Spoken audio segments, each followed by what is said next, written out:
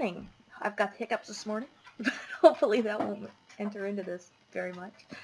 Tyler Don Rosenquist of the Ancient Bridge, and this is the second installment of the Fruit of the Spirit, and of course we get the fruits of the Spirit from Galatians 5:22. Fruit of the Spirit being love, joy, peace, patience, kindness, goodness, faithfulness, gentleness, and self-control. And last week we did love, which I talked about as being loyalty, covenantal loyalty, but this week is joy, and joy is very, very difficult for me, honestly. I'm gonna be honest, and it's a maturity issue. Well, when we have trouble with fruit, it's always a maturity issue. But this is a fruit that I had a lot of trouble understanding, and somebody showed it to me. They don't know that they did, but I'll tell them when they come over for dinner tonight. Joy. Joy seems like it should just be, oh, you can have fun at parties and you're happy all the time, but joy isn't about being happy all the time. Quite the contrary. Romans 12:15 says, let's see, rejoice with those who rejoice and weep with those who weep. And some versions say, mourn with those who mourn. And the reason that I believe those two concepts are linked together, the fruit of the Spirit of joy and the rejoicing with those who rejoice and weep with those who weep, is found all throughout Romans. Now, Romans is, among other things, is very much a primer on how to be loving towards our neighbors, and it was delivered to a group of people who were not being very loving to their Jewish neighbors, namely the Gentiles coming into the faith.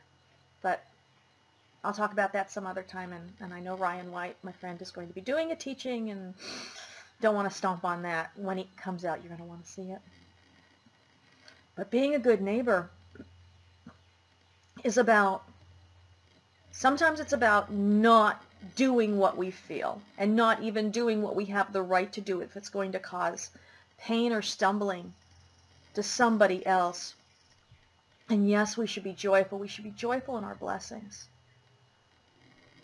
But it has to be tempered, and I'm going to give you a little example of something that happened a few weeks back. Now, I have these friends, and they've been Facebook friends for years, and just recently we've moved to where they are, and so I got to meet them for the first time on Shavuot, or Pentecost, which was a few weeks back.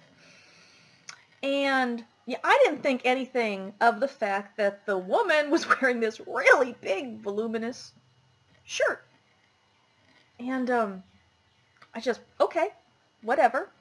I didn't know. But saw them a few days later when they came over, and they explained to me that she was pregnant with their third child. So that's great. And that's why she'd been wearing that big shirt. And so I was thinking, well, I wonder why they didn't say anything. And they explained to me that a couple in their congregation, their grandchild had just been miscarried, if I'm remembering this story right. And although they were planning on making the announcement, sorry, I'm such an emotional person. Although they were planning on making the announcement to, the gathering of people, to all their friends, they decided, instead of rejoicing, they decided to weep with those who are weeping. And, that really struck me. That yes, we should rejoice in the blessings, but there's always time to rejoice in the blessings. The greater commandment of loving your neighbor would be fulfilled in mourning with those who mourn, because mourning doesn't go on forever, but mourning is keenest right away. And for them to have just say, oh, hey, we're having a baby, sorry about your grandchild, that would have been incredibly unloving. And so did they have joy in their blessing? Yes, absolutely. Did not announcing it there in front of everyone diminish the joy they felt? No. but it was love. It was, back to last week, covenantal loyalty, esteeming somebody else as greater than themselves, looking towards somebody else's needs instead of towards, they were excited, baby, yay. But, and so that, to me, that was joy. That was joy. That was unselfish joy in action. And it's something you don't always see, but we should see. Now, flip side is what I do. And this is bad, okay? I don't do it out loud anymore. But, okay. When people have had tragedy in their life, sometimes that pain just doesn't go away completely. And even the Bible acknowledges certain kinds of pain as being unquenchable. And I don't have the verse up, but I'm sure you'll recognize it when I'm talking about it. I believe it's the Proverbs that say there are 4 things that are unquenchable. Okay? Fire, never loses its hunger for, wood, hay, and stubble and all that. And earth never lacks to thirst for water. And I can't remember what the third one is. Doggone it. I shouldn't do these things first thing in the morning. But the last thing that is unquenchable is the barren womb. And as a barren woman, I've had more miscarriages than most people have kids, even most people with full quivers. And it's painful. And don't get me wrong, please don't pray that I'll have a baby, because I'm turning 46 in a month and I'm done. My sons are 14, and I have no desire to raise another child, but there's something about the barren womb that's just unquenchable. And that desire for being pregnant and bringing forth life never really has gone away from me, even after all these years, even though I don't want to raise another child. Don't get me wrong, it's been great, but I don't want to be 66 and, have a 20-year-old. I just don't.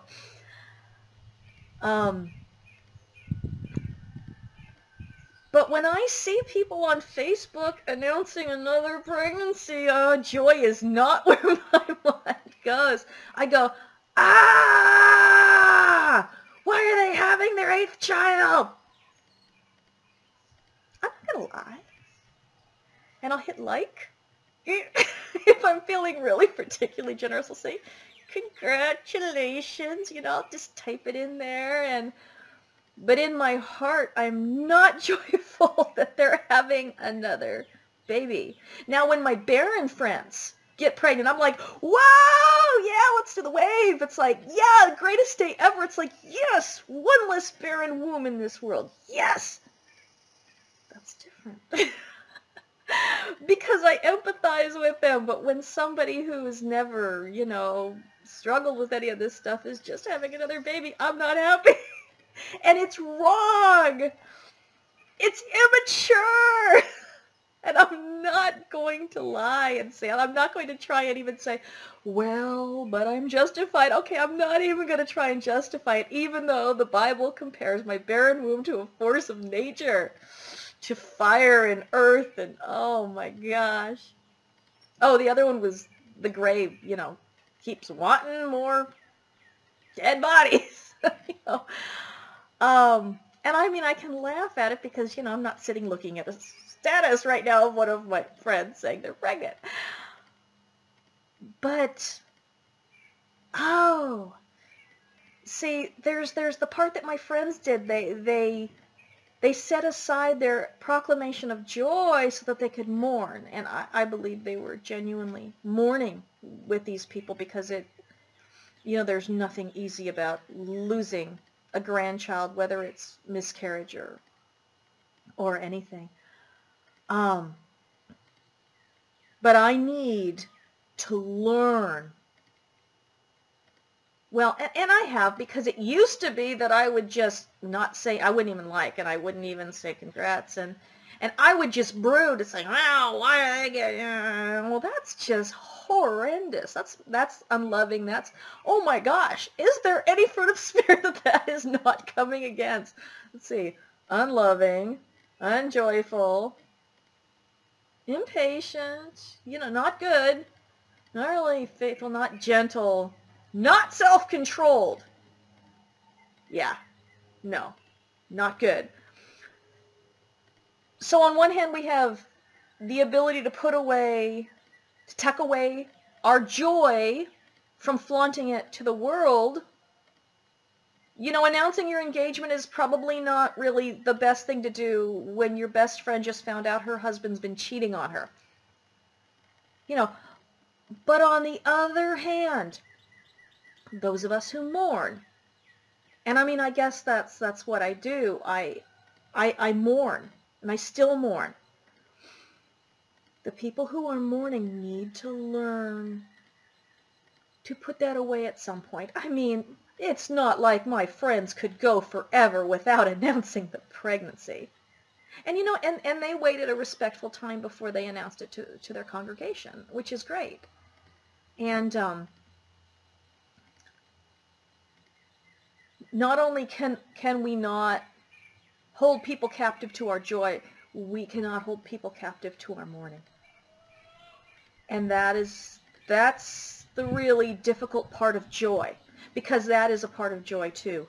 Mourning, there can be no joy without mourning. There can be no mourning without joy. They're tied together, because one without the other is fake. If we're happy all the time, are we really happy? If we fail to be touched by the grieving of the world, if tragedy has never hit us in any way, if everything has just been incredible, are we really joyful, or are we just unchallenged? And I don't think there's anyone who hasn't gone through something, goodness sake. But the measure of our fruit is, are we headed in the direction where we are not holding people captive to our mourning? Do we recognize our mourning as a private matter after a while? Do we stop keeping people captive to it? Do we demand that people put their lives on hold so that our mourning goes unchallenged? Are they allowed to have joy? Absolutely. Can you imagine, and I know people who have to live like this, can you imagine living in a world where you're never allowed to talk about your blessings because somebody forever lives in their tragedies? And oftentimes because they take on that tragedy as a source of identity. Okay? Now when you're barren, it's kind of hard not to take that on as a source of identity, because even though we're no longer living in the kind of society where we talk about women being judged for not being able to have children, we still very much do live in that kind of honor-shame dynamic with respect to that. Not with respect to everything anymore. Not with respect to a lot of things where there should still be honor and shame attached to it.